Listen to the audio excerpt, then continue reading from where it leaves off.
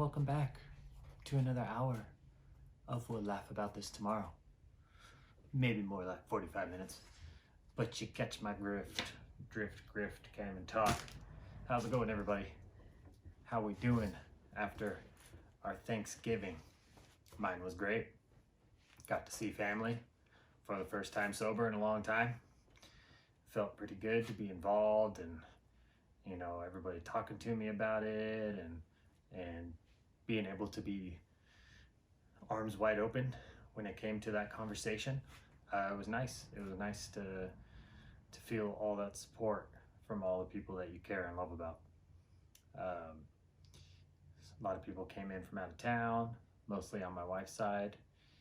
My family was doing their own thing on Thanksgiving. They actually did Thanksgiving like way early. But yeah, it was a good holiday. Work was crazy that week, so that was nice to have a couple days off.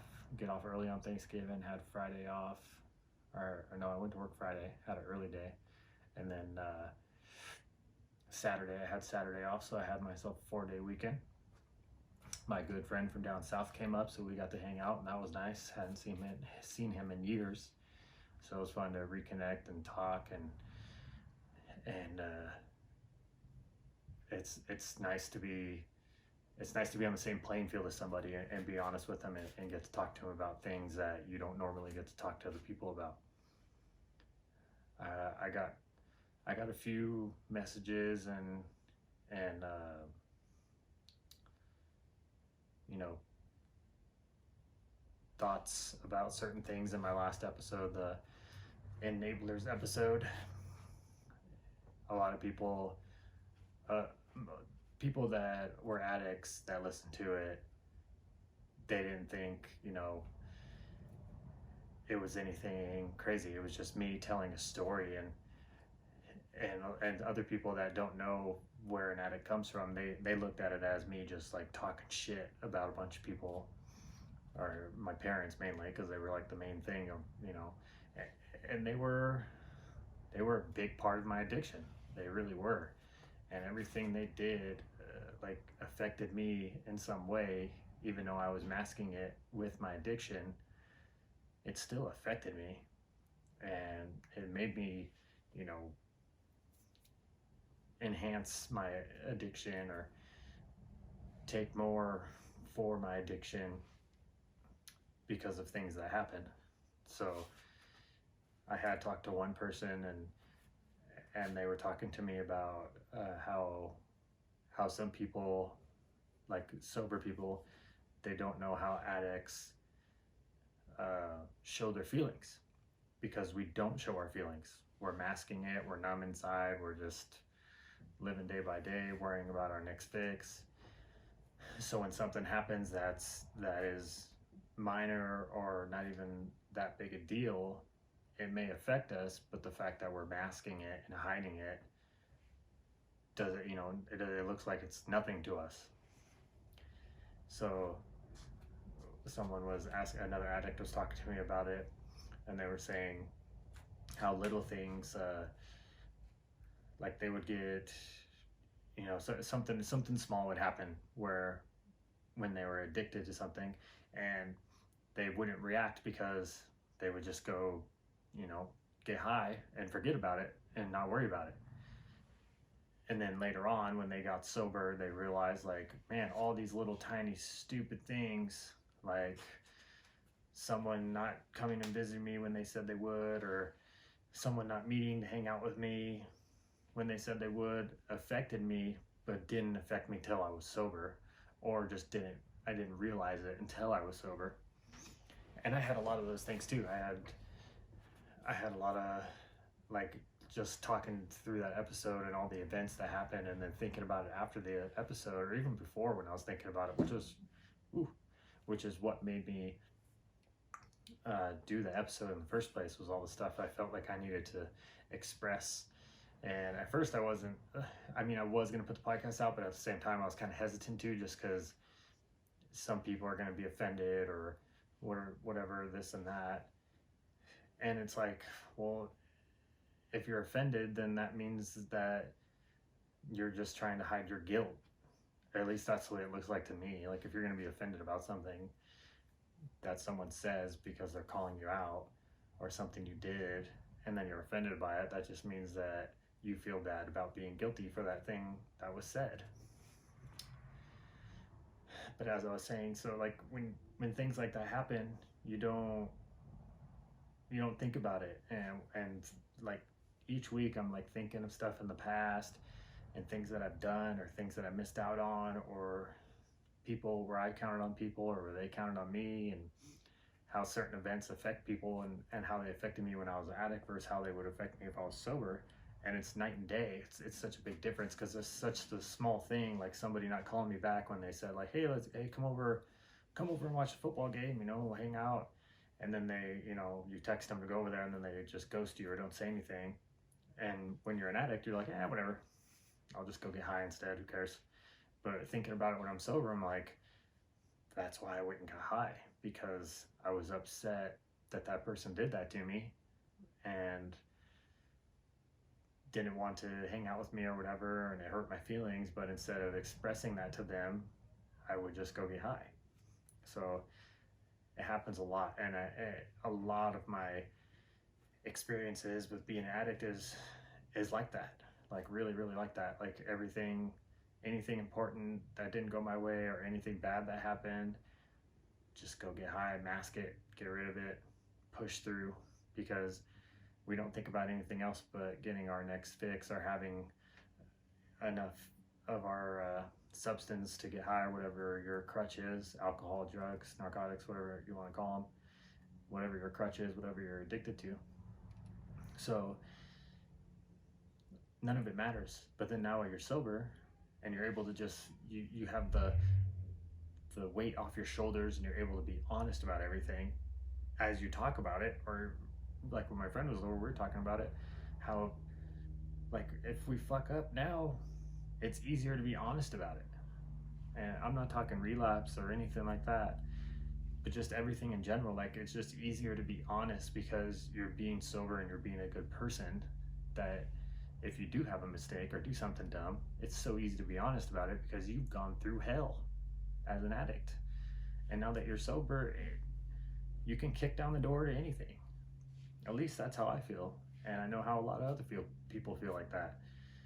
So it's I've heard it on a lot of other podcasts and a lot of other podcasts.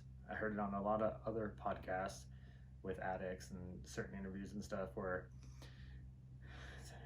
people talking to the addict, they go, people that have had fucked up shit happen to them or been in the serious rut of addiction, and they're able to get out of it and be sober, those people have a thing.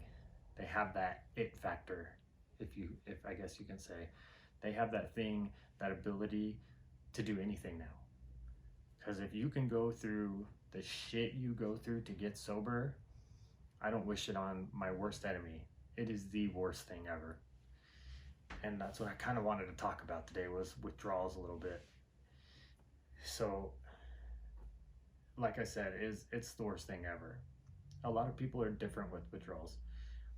I know at the height of my addiction, I could barely go like maybe 8 hours, 10 hours. And then when it got really bad, like I was having to take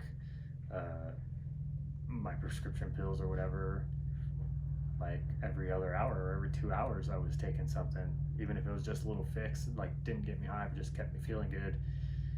So when you don't take that stuff, especially when you are heavy into it, you'll sit there and tell yourself like, okay, I have this much, I can make it last till this date, and then I'll be able to get more. And you know how many times that backfires in an addict's face? So much. Like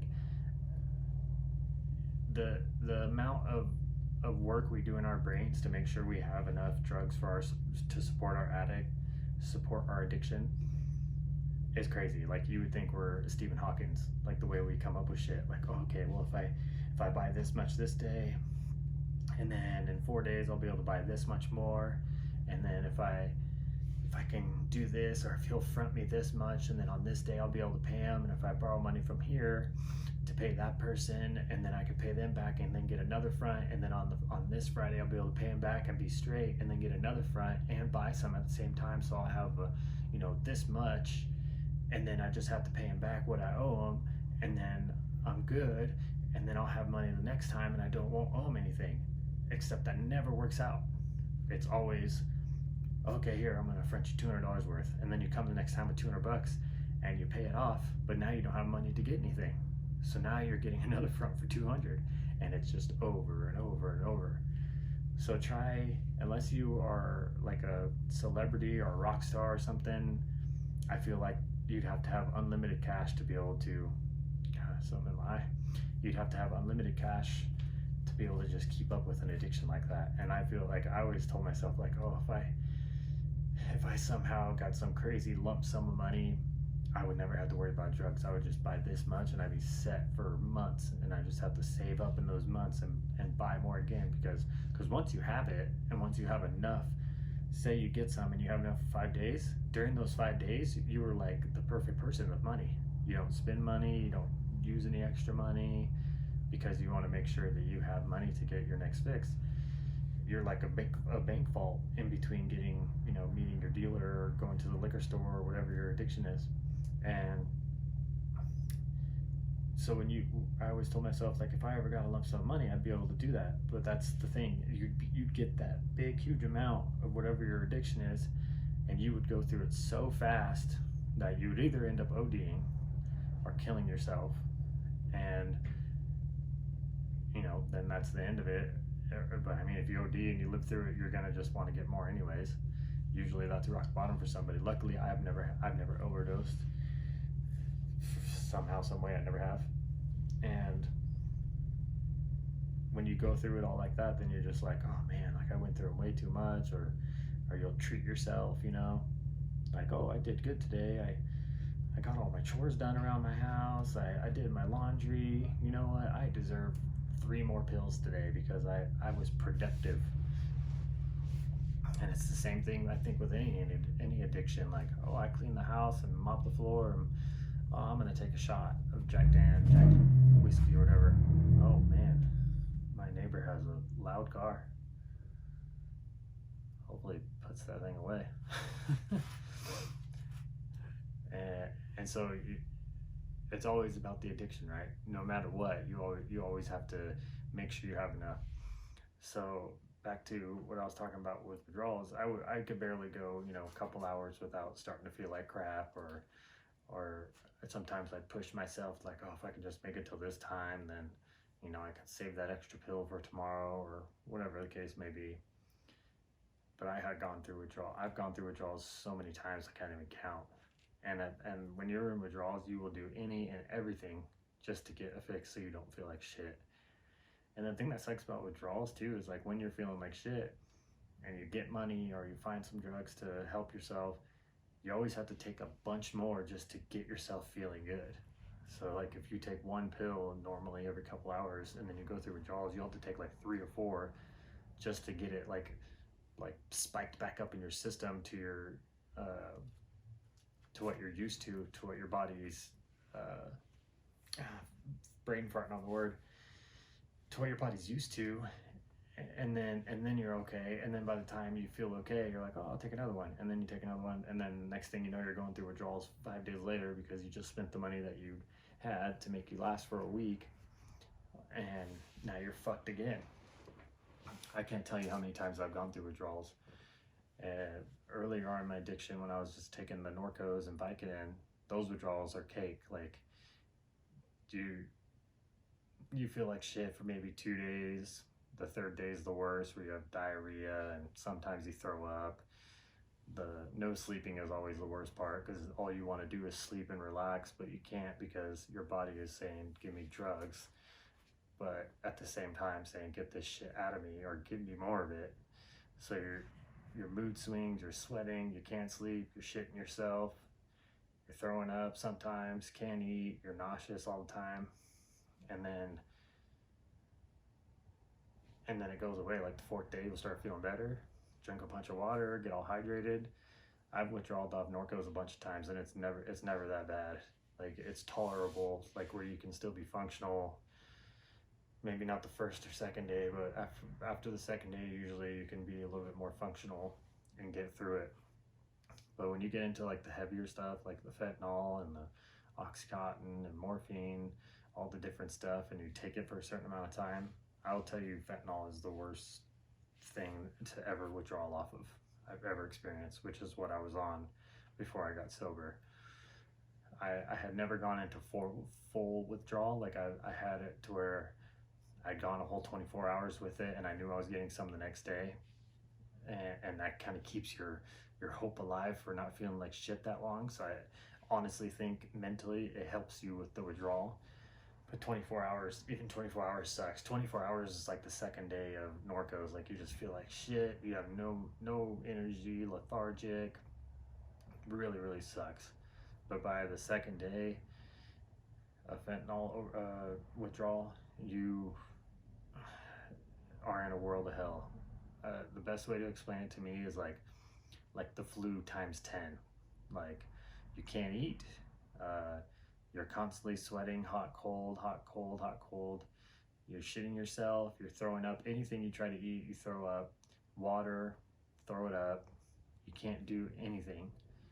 And I got to about day 3. I got to day 4. Was actually starting to feel better. Like my body was hurting really bad still, but I was able to eat a little bit, and I was able to sleep like 2 hours. So 2 hours is amazing when you're going through withdrawal. And I got to day 4 feeling like shit, and then I ended up getting money, and I remember I got more drugs, and then I told myself, okay, this is the last time I'm buying them, which is still the stupidest thing I could have done, because if I would have just lasted a couple more days, I would have been fine. And of course I couldn't do it because I'm an addict, and if I have the money readily available, like, fuck it. Like, I'm just gonna go buy more drugs and feel good again. So that's what I did. And I was so bad in withdrawals, when I took 2 pills, I threw them up. Like, I couldn't even keep the pills down. So I wasted 2 pills, and then the third one I was able to keep down, started feeling better, and then I took 2 more, and then I felt good, and then I took 2 more, and then I felt great, and then you're good. And then I remember counting them out. I'm like, okay, I got this many. If I just taper myself down, it won't be as bad. And now looking back, it's like, man, I'm such a fucking idiot. If I would have just not bought any and stayed clean for a couple more days, I probably would have still felt like crap, but I wouldn't have had to go through it again. You know what I mean? Like, it's like I went, here's the beginning, peaked at the withdrawal. Oh man, this feels like shit, but I'm almost done, starting to come down, feel a little better. Oh, I got drugs, sweet. Now I'm fucking leveled out, and then in 5 days, when I run out of pills again, boom, gonna peak again, super bad withdrawal. And the thing with fentanyl is it's a full agonist, so it sticks to your fat cells and everything. Like, I've heard stories of it taking like 3 weeks to get out of people's systems, like sometimes a month. So I don't know if I have a good metabolism or what, but it was out of my system in 6 days, and it sucked ass. Of course, I went to a clinic and I took methadone to help me with withdrawals. I was on methadone for like, I think 6 weeks, and then I tapered off of that, and now I use Suboxone here and there when I get cravings. I use that as, they call it sub-maintenance, because I mean, I still have a long ways to go. I have, like, they say at least 2 years before your brain is normal again. So I every time I feel like I have cravings, or you know, this or that, I just take some Suboxone and I feel fine, and that stuff is a wonder drug for addicts, and I fully support that stuff. People say like, oh, it's just another addiction. To me, it's not. I don't think of it like that. I've gone like 3 days without it before, and I just started it like 2 weeks ago, and I've already gone like 2 days without it, and then I started feeling cravings, so I took some. Like, I'm being smart. I'm not gonna fuck myself and go buy a bunch of drugs, and I definitely don't want to go buy drugs and go through withdrawals again and all that shit. And I have so much more to live for than to go waste money and take myself down that rabbit hole and lose my family over some fucking drugs. So anybody that doesn't think Suboxone works or it's just another crutch or addiction, you're wrong. As long as you do it the way you're prescribed to do it, you'll be 100% better off than doing whatever you were doing before that made you get on it in the first place. So, like I was saying, with the withdrawals, it's the most skin crawling, worst pain, flu times 10. Just sucks. I literally, I wish that would never happen to my worst enemy. It's the worst thing in the world. I can't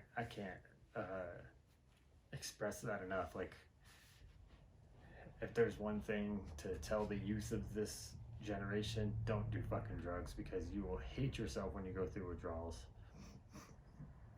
And it's no joke. The withdrawals are no fucking joke. And the withdrawals, like, to me, the withdrawals are the reason people are addicts.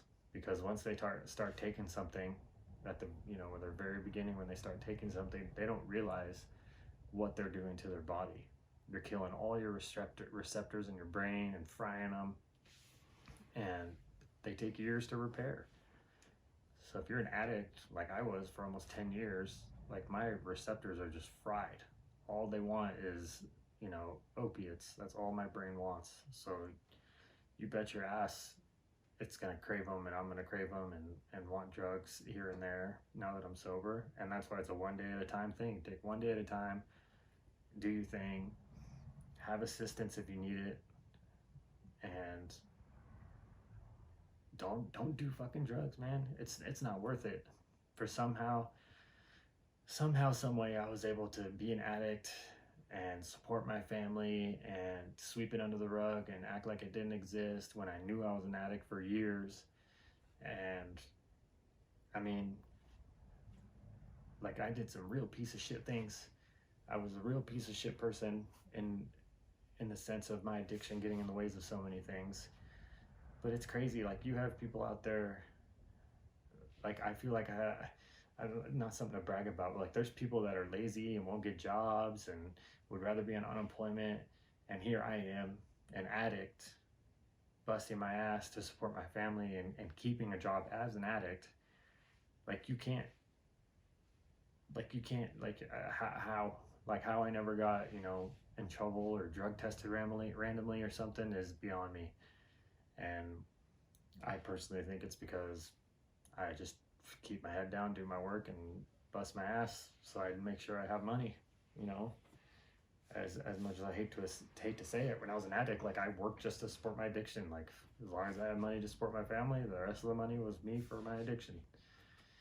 But it's crazy. Like, this generation coming up has no idea how shitty this stuff is, how shitty drugs are, and how easy they are to get. Like, stuff is just flooding the streets. And it's scary because everything out there is just dirty. Everything's mixed with fentanyl. Everything is just, you never know what you're getting. And I even went down that route, and I'm surprised that I can sit here and tell you about it, because it's a sketchy thing to be that lost and that far in your addiction to where you feel like you don't give a shit what you get, as long as it's something to do with getting me high. This becoming sober, it opens your eyes to so many things. And like I was saying, every week I sit there and think about the past and stories and things. And there's so many instances where I literally, like, hurt my wife so bad and I didn't give a fuck. Or I used money that we were using for saving or saving up for a certain thing, and I used the money, and when she confronted me about it, I just didn't give a fuck. I always acted like my money is my money and that's it, period. So the type of person I was when I was an addict was a piece of shit. Kept food on the table and kept a roof over my family's head, but other than that, I wasn't there. And now that I'm here and sober and awake, like, every day is a blessing. Every day is fucking awesome. I bust my ass at work. I love my job. I come home and I get to be excited to come home now and not have to worry about, being high or taking drugs to do things around the house and play with my kids. And it's amazing. And I really truly thank God every day for it, because he's keeping me out of that rut of addiction, and I will stay out of it. There's 100% no way I will ever fucking relapse, because I know if I relapse, that's a wrap on having a family, being married, having all the things that I have. It's a wrap. It's done for. And that simply is enough for me. There's no reason for me to relapse. And I have nothing to hide now. Like, all of my lies and everything have been, my Pandora's box of lies has just been opened, and my wife knows everything I did, all the little lies and shit I would tell, everybody that I would use for borrowing money and this and that. They all know why now. So there's nothing I can do unless I just like started saving nickels and dimes to even buy drugs. But even then, I have no way to hide it now, which is also another motivator. Like, even if I wanted to get high, like, I just need to look in the mirror and slap myself, because it's not worth it, and there's really no point. There's a lot of people out there that have to deal with that and don't have a support system. And if you need a support system, there's so many things that you can do to get a support system. There's NA numbers. There's I wish I had it on me. There's a NA phone number you can call. They're out of Texas, I believe, and you can call them and just talk to somebody like you too. Most of the people on there are addicts. I've called it before and talked to a person for 20-30 minutes, and it's crazy because they can relate to so much. One thing with addicts is all our stories are the same in one way or another, so there's always someone to talk to. Make sure you guys visit publicgift.com and donate to Narcotics Anonymous, Alcoholics Anonymous. Use my code at checkout, mental25, MENTAL25 at checkout for 10% off, and proceeds go to all those: Narcotics Anonymous, Alcohol Anonymous, everything, depression, suicide, PTSD, all that stuff. They spread their money everywhere. It's a great little company, and I'm glad to have a brand ambassador, or be a brand ambassador about something like that, because they literally, I talked to the owner for hours one day. Like, they're super cool, and they have a really cool vision for what they want to do to help people. So this is kind of going to be a little bit of a short episode. I was unprepared again. Work's been a little crazy. I still found time to come talk to you guys. But all you guys out there that are battling to stay sober, make sure you keep your head up. Make sure you find ways to relax yourself and relieve yourself of that stress, that craving of wanting to do that. And I'm always here too. You can reach out to me on my Instagram, on my Facebook. If you have my number and I know you, there's no judgment here. You can talk to me anytime you want. I hope you guys enjoyed this little talk. Next week will be a good episode. I'm writing the plot for it right now. It's gonna be pretty cool. I've been going through all these old stories in my mind and talking to my wife and talking to different people to kind of put a collection of all these wild stories that happened that they had no idea why they happened or why they went down that way. So make sure you guys tune in next week on December 10th. This episode is done. So get the fuck out of here. Go ahead. You can turn it off. Turn off Spotify or Apple or whatever you're listening on. You still here? No, go ahead. Turn off. Oh yeah. Hey, by the way, guys, video is not only on YouTube, but it's on Spotify as well. So if you're watching this on or listening on Spotify, make sure you watch my pretty face. I'll see you guys later. And I probably won't see you guys because I don't know who the fuck you are listening. But you'll hear from me later, and you'll see this pretty face, like I said, every week on Fridays.